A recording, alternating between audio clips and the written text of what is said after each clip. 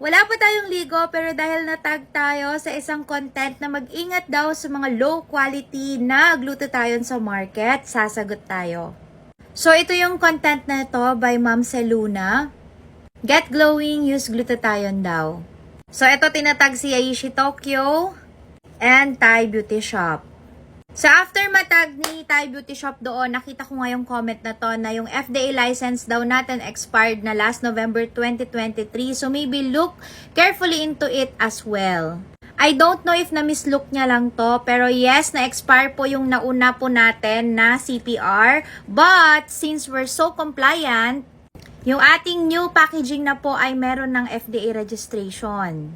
Hindi lang niya siguro napansin. Alam nyo ba itong ating new packaging since March 22 pa po ay FDA registered na. Ganun po ako ka-advance pero i-release pa lang to ng January 2024.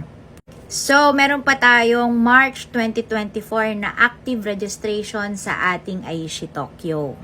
Whenever I amend something, I really follow FDA registrations.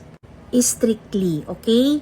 Hindi tayo mga away kahit na false information kasi minsan baka nagkamali lang din ang sabi yung content creator. But anyways, ang gamit po natin dito na glutathione type is freeform.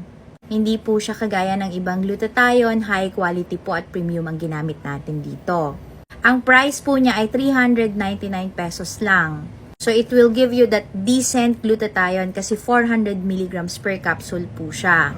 Yung brands kasi na nabanggit dyan, yung magamit sila ng S-acetyl. And kapag S-acetyl na ang pinag-uusapan, libo na po. No brand can offer S-acetyl tapos sobrang mura lang. Magtaka na po kayo. So I think yun naman yung purpose ng content ni ma'am.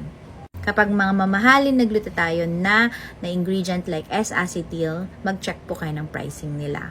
Yun lang.